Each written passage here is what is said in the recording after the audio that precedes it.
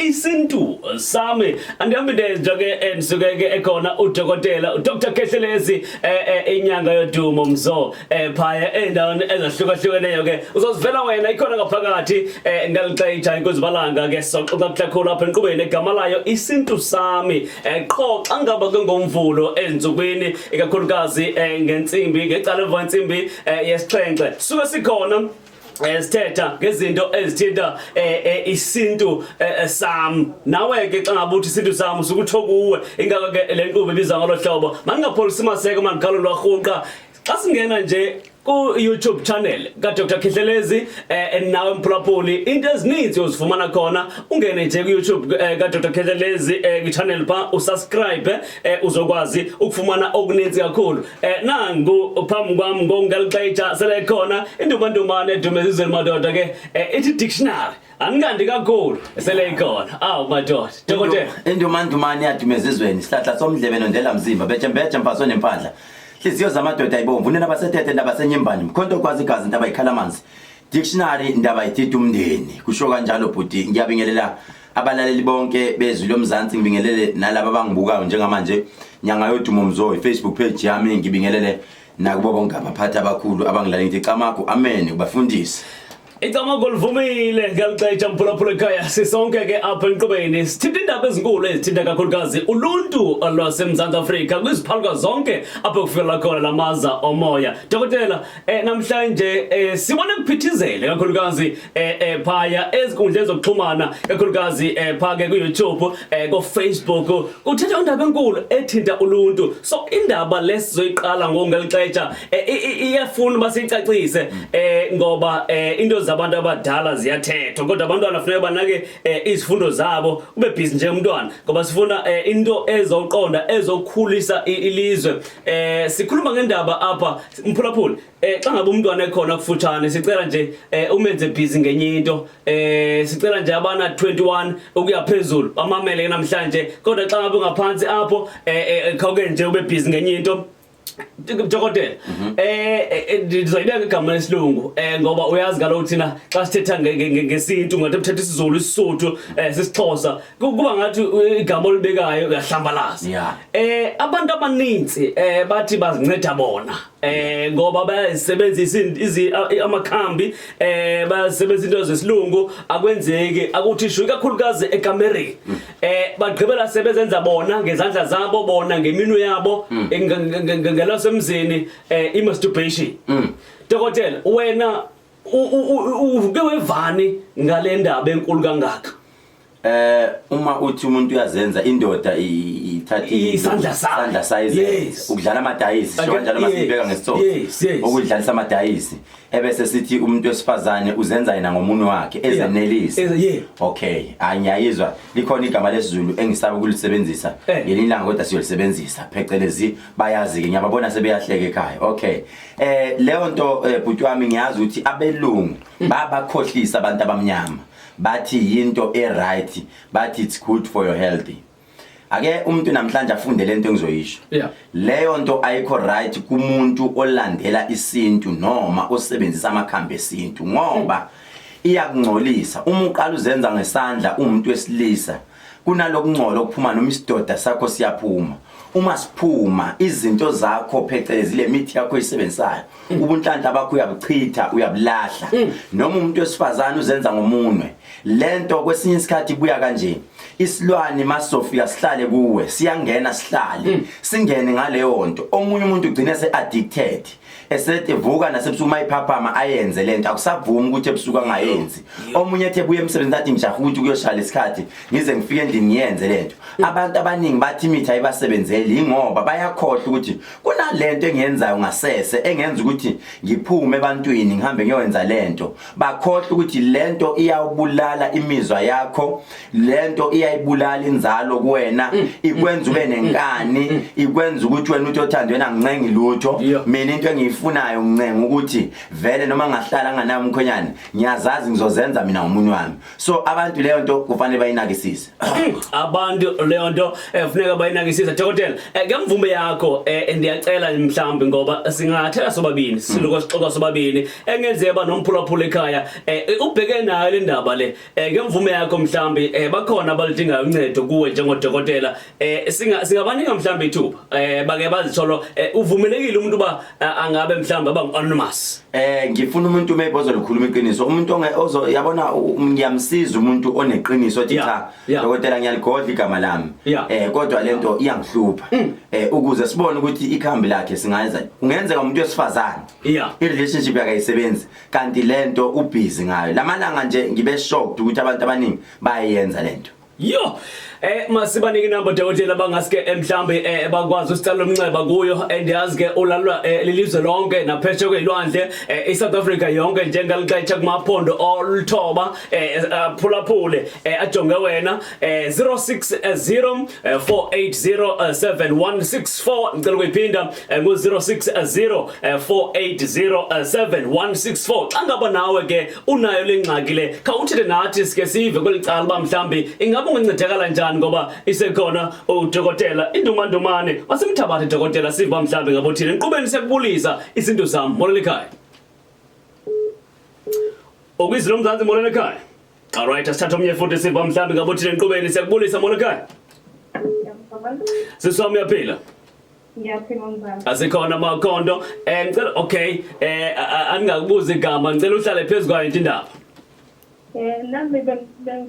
ukusho ukuthi nami nginayo leyo nkinga yokuveza and nje ama-relationship angilengi uyayibona sisi njengoba ngisho ngithi lento wena uyenza ngemva kwesikhathi esingakanani noma iningi nje mengizizwa ukuthi ngifuna ukwenza ngini ngoba ngisho ngithi sisi ikhona into oshadiswe nayo noma into abaganga bayihlalisa kuwe that is why imxosha umuntu wesilisa ifuna ukuthi ibuse kuwena emzimbeni kodwa ke ngicela ukuthi uhlale kanjalo emsakazweni kunekhambe engizoninika lona egcineni ukuthi ake nizameni ukulisebenzisa yebo alright asibulele kakhulu sihamba umphulaphula sive bamhlambi ngabothini enqubeni siyakubulisa molele ekhaya ngicela uyipost nami omkelele enqubeni tata ke sive kulakho icala oluthini wena cha nami nje ngenze lento kanini ikhathi eziningi iyangidasela kakhulu manje ngicela ukuthi singasizakala kanjani uyenza bhuti ngemva kwesikhathi esingakanani izolo nje babuye yalalela ke bhuti wami asenze kanje isinesikhathi esingakanani ngoba phela ishiyana nangezikhathi ukuthi iqale nini usunesikhathi esingakanani uyenza iqale after nje ngene emsizini bami bhuti sindala impela kuwena isishintshile lento kuthiwa uyayazi into kuthiwa isikhwakhwalala yebo ngenizwa yes usunesikhwakhwalala that is why uzothola ukuthi nomuthi uwena noma usebenza isikhathi eside ngoba lento isuke ifuna ukubusa uma kuphuma isidoda sakho automatically umuthi kade usebenzisa uya expire egazini so hlala kanjalo emsakazweni ngizozama ukulikhipha ikhambe bhuti yebo siyabonga enqubeni masithabatha omnye wakhona sive bamhlambi thini yena enqubeni sekubulisa molele ekhaya njalo asikhona mamakhondo kunjani nami nginayo le nkinga yokuthi ngisemakhunda nomuntu wesilisa kusheshe ngibaze ubaba lapha uyaphunyuka imake sesunenkinga ukuthi ubaba uyaphunyuka noma unenkinga yokuthi nawe uzenza ngomunwe uyaphunyuka nje usuthandana yaphunyuka wonke umuntu osuthandana akuphele iminyaka asithandana nomuntu kodwa sengisho ukuthi sisi wena ngomunwe uyazenza yini noma cha wena uzenzi unenkinga ukuphunyukela umuntu wesilisa okay uthakazenza dokotela eyakho sisihlukile ke ngelinye ilanga ngiyofuna ukuthi uzame ukubonana nami sibone ukuthi yakho siyenze njani alright ke masebula kakhulu sithabatha omnye futhi wakhona sive bamhlambi ngabothini enqubeni siyakubulisa isintu sami molele ekhaya yebo sawona baba ninjani mama siyaphila nayikhuluma indaba enkulu yebo ma nami ngiyasenza ngomunwe kwasukela kubaba wakithi wekone yabo nje manje kuphelile unyaka manje ngizwa nje ukuthi ngiyafuna manje ngiyadinga usizo hayi mama uthi isinonyaka eyakho yenza lento ngoba ubaba wayiqonywa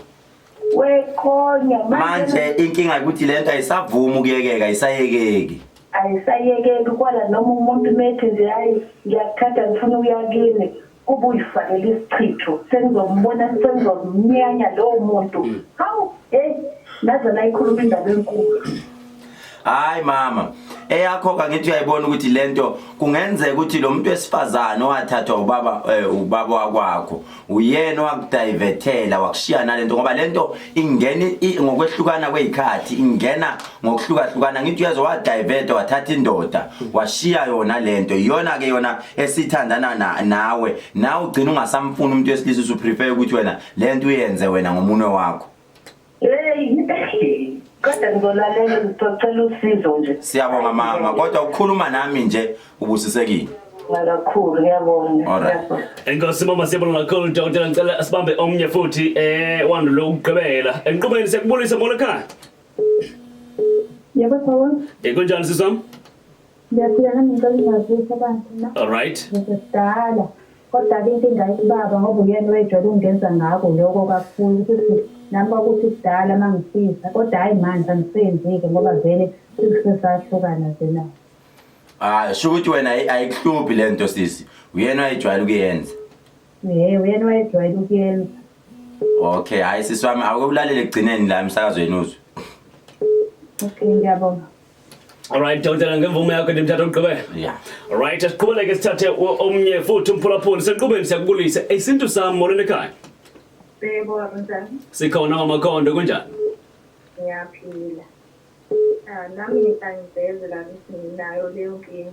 Nginayo kodwa yami idalo ukuthi ubaba waboshwa. Manje beboshiwe lento yokusebenzisa kwamafoni. Hayi, uhlupha lokho. Amafoni nje athi ngicela wenze ukuthi yenze ukuthi. Manje sekuzeka ngigene ekhanda ngisekhanda. Manje sisi nawe uqala uyenza ungayithandi lento agcina usuyithanda. Ngqale ngayenza ngayithandi. Manje sengiyayithanda ngoba ukwesinye isikhathi suke ekhuluma eyenza kanje. Yenza ukuthi ngilalele ebeyise lokho eyikhuluma njengomuntu osesizwane wami. Umuntu wesilisa yena omunye mayefika uyamthanda noma umthandi. Hayi angibafuni. Nanso. Hayi ke sesicacile nale yakho akuhlale lapho uze sithini manje. Yebo. Siyabonga. Enkosi kakhulu umphulaphuli ujabule ixetsha kodwa ke ndiyazi udokotela uzowenza umzamo ukuthi noko ixetsha akwandisele kodwa ke intambo ziziphosa kuye dokotela before sibuyele kubaphulaphuli njengoba kuphithizela kangaka kuma social network ikakhulukazi abhekene nawe kunabanye abantu abayibathi hey udokotela sike sive mhlambi ehamba nabanye abelaphi bendabuko ebanikeza ixetsha ndiyafisa ke ndiyongena ku YouTube channel wakhe likhona lo thuba lomhlambi. Oh yeah ikhona leyo nto into engiyenze ngithi mina bonke labo dokotela abangaziwa ngoba ngake ngasho ngelinye ngathi mina baningi odokotela abanalo usizo la eSouth Africa banalo kakhulu akungeni uKhehlelezi yedwa we do have inyanga nezangoma nabathandayo abaphiwe so talented. Yes bakhona abanye abayigebengu abathathela abantu imali abathatha ama chance. Into engiyenze ngithi mina angikhethi dokotela angikhethi inyanga zodwa ngithi wonke umuntu onebusiness lakho ofisa ukuthi ngim-advertisele lona ngam-advertisela ku Facebook wami ngabe funa uku-advertise ku YouTube wami u-YouTube wami ke ngu-upgradeile ngiwenze njenge TV whereby bayasibuka abantu ngithi call bayafona futhi so mawufuna ukuchaza nginokuba nabo abantu be-forex abafuna ukuchaza into zama network lezi ngiyakufaka lapha ku TV then abantu bafone asking questions but ngiyakwakhokhiza phela lapho because I have to pay abafana laba abayibona abashuthayo nama camera sezingene eliphezulu bese ngithi hayi khangisani yonke into enifunayo bese ngitshela izwe lokuthi cha nanga umuntu osendaweni kanje uyakwenza lokho Khehlelezi ngesilungu sithi advertising. Kunjalo dokotela sibuyele kumphulaphuli uzivele ke nawe mhlambi ungomnye wabelaphi bendabuko mhlambi ke so ungayenguye umlaphi but une business ngoba ibusiness into ebalekile kakhulu dokotela i-marketing if uyibambe ku-marketing wenza ibusiness izoba right ibusiness yakho so dokotela ake sibuyele siza apha kubaphulaphuli aba bebebetha emncebeni pha bebeka indaba ingxaki zabo dokotela namhlanje ukhohliwa ndazi ukhohliswe intoni nabanye abaqala kumamela Izwi-Lomzani ubaxelela ku live ndiyakubona live. Yeah, ngi-live. Ulibele ubaxelele ukuthi abangene. Sasibaxelela ndokodela. Ngi-live laphana kwi-Facebook page yami inyanga yodumo ngicabanga ukuthi bazwile ngisangena ngibabingelela ngithi nabona laba bangibukayo kwi-Facebook page yami inyanga yodumo mzo ngi-live njengamanje and abantu bazomangala bathi how ku-YouTube masingena ingoma ka-Dr. Khehlelezi music video sayiboni basixolele kakhulu abantu kunezinto ezisayo edwa kuleya music video so sithe asiyihoxise kancane siyibambe then siyo edit izinto ngicabanga ukuthi izongena sinamandla amakhulu ngomgqibelo kusho ukuthi khona kuyo-edwa nje hayi khona into yo-edwa enzima kakhulu siyokhipha nje okunye lapha nalaphana bese si-edwa okunye hayi izobuya inamandla kakhulu abantu they must wait and see on Saturday kunjalo enye into futhi bangakhohlwa abantu ngo Saturday first week of August sizobe sine special chemist lethu elise number 407 Salmon Groove shop number 1B abantu please shayela u6 o'clock noma 5:30 usubamba ulayini ngoba ngendlela okugcwala ngakhona baphuthume kunama products amasha bayazi ke mina ngihlala ngikhanda into ezintsha ama products amasha esinawo esingakafuni kwakhipha so wakhipha ngelanga le special no Slay Queen uzobe ehlile ama price akhona ephansi kakhulu ngohlobo lisimanga right sibuye la ekuthenini njengamanje ake sithi sikhiphele likhamba yeah wonke umuntu onalenkinga namhlanje noma kusasa ngoba sekusebusuku namhlanje kusasa kathenga indwangu half a meter noma imeter emhlophe le ndwangu le makayithenga ebese yayithatha ethathe lempepho le abathi impepho izimanga ekaKhehlelezi etholakala lapha ne shop number 407 ku Anton Lembethe ebese yayishisa lempepho mayishisa athathe isitsha esimhlophe noma isitsha afaka ama 1 rand wakhe depending ukuthi usineminyaka emingaki lento uyenza akuye ngeminyaka yakho uma usuna 10 years uyenza faka ama 110 uma usuna 2 years faka u2 uma una 1 year faka uma ukuthi awukabi nonyaka uyenza lento faka u50 cents right athathe lama 1 rand afake endishini mayiqeda kufaka endishini ebese thela amanzi phakathi ngicela ukuthi ngimnike nje i-free bail kusasa ngithi akayenze kokugcina ebese thatha lola ketshezi lwakho liphumile alifake kulamanzi nalemlelo ukuze awashaya lamanzi akhulume athi namhlanje ngiyakulahla la ngiyakuthenga nansi into engikuthenga ngayo ebese elala lento eyimboze ngendwangu emhlophe aqala ashisa impepho akhulume nabasekhaya koma wakhe nabasekhaya kubaba kathi lento kade yayingihlupha ngiyayishiya ke namhlanje ngiyayiyeka okwangempela ebese yayimboza lento kusasa ekseni avuka athathe lento ayemfuleni ohambayo ayolahla leyo ndwangu naleso sitsha lahle lapha lihamba uyibuyele la wavela khona jikjele emfuleni kuhambe but makuhlule lapho ngicela ukuthi by Thursday ngiyathembisa ukuthi nembiza engizoyenza ngiyenzela abantu abayibona abaphethwe ilenkinga but into kufanele bayenza abantu njengamanje abaye ku Facebook page wami nyanga yodumo mzo noma bangisendela ama SMS kulama number engizowathola SMS noma WhatsApp message bangitshele igama lalembiza ukuthi kufanele ngiyibize ngithi yini lembiza ngoba ikhona ikhamba impela engizolenza eliyekisa leyo nto ngoba umuntu uthi mina sengihlala ngizenza ngomunwe omunye unenkani endlini akakwazi ukuhlonipha umkhwenyana wakhe akakwazi ukuhlonipha umakoti wakhe unenkani yiyo lento emdala ukuthi abe nenkani nokuthi akafuni ku relationship ukubekezela make kaxatshana uthi angishiya phansi mina lento ngoba uyazi ukuthi ikhona le ndoda noma ikhona lo sisi ashadiswa nakuyisilwane ahlala naye ebusuku yo ayike dokotela uyibekile indwangu le 1 meter yile azogoqa ngayo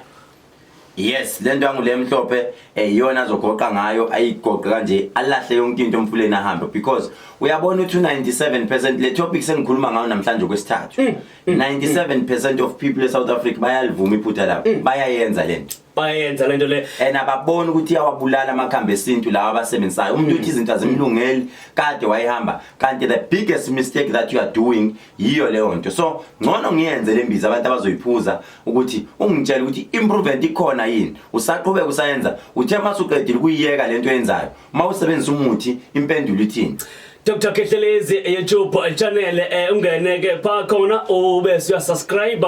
ukhona nezinye ke information Dr. lapha sithe sihambe phezulu apha Dr. Sihambe phezulu ngena ku YouTube Dr. Khehlelezi YouTube channel usubscribe kuninzi zokuva khona na kanjani Dr. Khehlelezi abantu abaninzi bayatsho bathi xa be enkonzweni babuye bephilile intoni lepha emahlabathini mfundini hayi abantu abafike Sunday uzoyibonela ayikusukhulekwa ngiyabiza ngelilanga masingena ngoba ngicabanga ukuthi from next week ngizwa ngathi ngizongena i-hour lonke ishow yethu sizongena ngo7 kuze kuyoshaya u8 so abantu abafike bazoyibonela sibonge kakhulu ku-Ayanda Ntanzi obekhona sibonge kakhulu ku-Skwili sibonge kubabo abantu abaningi abaphilivanga bathe Khehlelezi labantu thina sibazi bexabene u-Ayanda usibabo no Skwili hayi mina ke ngibahlanganisile baperforme bo2 akwenza lokho wonke umuntu wathuka ukuthi kwenzakalani la hayi bakwenzile bazwana ngibonga ungihlonipha kwabo ukuthi ngithe mangikhuluma ngathi bafowethu njengamanje ngifuna nizwane ngifuna niyenze bazwana baze bahamba bawoshisa inyama ndawonye futhi bayazwana abantu abayeke lento ukuthi labantu abazwani bayazwana Khehlelezi uyenzile lento yenzeka so ke Sunday ngicabanga ukuthi uzobe khona uSibunowa noThina Zungu cishe noDumi Mkokstadi angenzeka afike so abantu abafike Sunday 7 o'clock akushayela usukhona ufike kunamanzi kaKhehlelezi abusi ungazi namanzi kwakho ngoba ngibonile kunabantu ade bengizama ngemithi ngawa amanzi lawa bathi ngizowathandazela cha awusavumelekile ukuza namanzi wakho kwakho usuzowathola khona laphayana abusisiwe ufike nje no100 wakho wathenge amanzi wami uma ukwathatha futhi wathi yoganga ngawo uzoyibonela ukuthi ufana nobani izinto zonke lezi zasekhemisi epharmacy seziyatholakala naseGoli eGoli zitholakala kuMakadudu enambeni engizoyibiza ethi yona 073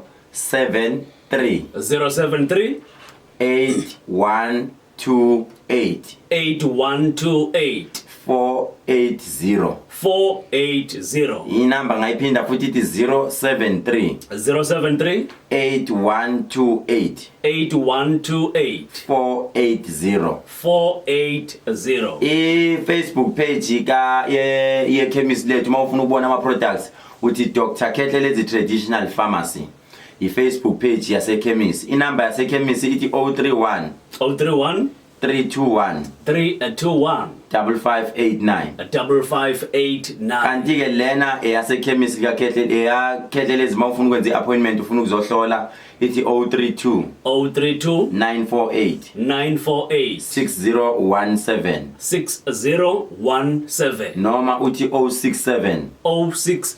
139 6486 uSlay Queen uyasebenza and thanks again for isupport enkulu engiyithola kubantu ngithukile namhlanje ekseni ngithe mangivuka ngavuswa abantu abase overseas be order uSlay Queen o500 ngithe ngisamanga zoyiloko kangena elinye order ngakashe ushaya u10 phesheya futhi befuna igroup ezu2000 okusho ukuthi bayawubona ukuthi uSlay uyaslaya ngempela wena ongakawuphuza uSlay Queen usemuva zikhona ke inamba mawungena ku Facebook zabantu abadistributayo nibafonele oMusa osisigugu oPenny oBhubesi inamba kaBhubesi oyimanager lika Slay Queen mawufuna uku-order nawe noma ufuna ukuthenga ithi 072 1234